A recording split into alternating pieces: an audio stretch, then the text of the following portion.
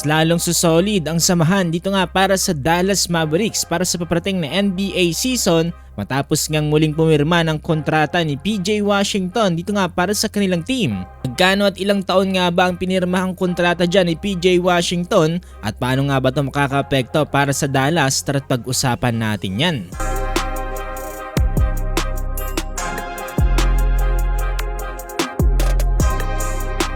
Habang unti-unti nag-rebuild etong Dallas Mavericks para sa kanilang roster dito nga sa paparating na NBA season, lalong-lalo na ngayon dito nga sa paparating ng kanilang rookie at number 1 pick na si Cooper Flagg, ay unti-unti ring inaayos ng Dallas etong mga players na papalibot dito nga sa mga rookies dito nga ng Dallas. Ayun kasi dito sa nailabas sa report ni Shams Charania, ang Dallas Mavericks forward na si PJ Washington ay nag-agree to a 4-year $90 million contract extension dito nga para sa franchise. Sabi mga boss, paldong-paldo itong mga players ng NBA dahil kung i-convert lang naman natin yan sa Philippine peso ay umaabot yan ng almost 5.1 billion pesos. Well, kumpirmado na rin yan dahil nagmula yan mismo dito nga sa sports management dito nga ng Dallas Mavericks.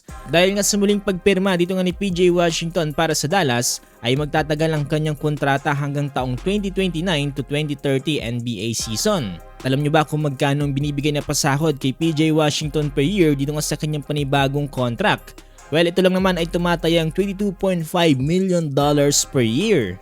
Dahil nga sa price increase dito nga sa naging kontrata ni PJ Washington ay hindi i-trade eligible for 6 months kung saan mag-start ngayong March, about a month after the trade deadline. So ibig sabihin lang nito mga boss, etong si PJ Washington ay mag-i-stay para sa Dallas Mavericks at least to 2025 to 2026 NBA season. Dahil may mga rumors pa nga rin daw na itong Dallas Mavericks ay pwedeng i-move etong si PJ Washington para nga sa additional backcourt help. Pero hindi pa yan mangyayari ngayong paparating na NBA season at kailangan pa natin mag-wait at least another year. Kabaliktaran naman yan para sa kontrata dito nga ng isa pang player ng Dallas Mavericks na si Daniel Gafford, na kung saan ang kanyang kontrata allows him to be still traded immediately. Kaya naman itong Dallas Mavericks kapag nag-decide na i-trade agad itong si Daniel Gafford, kaya naman pwedeng gawin ng Dallas Mavericks nang gugustuhin mo nilang i-trade agad itong si Daniel Gafford. Yan mga boss, kaabang-abang talaga ang mga magiging lineups ngayon dito nga para sa Dallas Mavericks ngayong paparating na NBA season. Itong si PJ Washington nga pala ay nag-average last season ng 14 points, 8 rebounds at 2 assists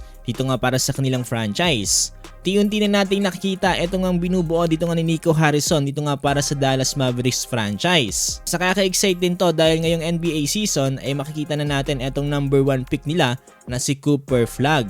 Isa talaga sa mga pinaka-inaasahan at pinaka-minamata ngayon dito nga para sa paparating na NBA season. Solid na solid yan lalong-lalo na kapag sinama yan dito nga kila Kyrie Irving at dito nga kila Anthony Davis. Then mga boss, kung gusto nyo pa ng more basketball updates, sigaya nito ay huwag nyo kakalimutang i-follow itong ating page.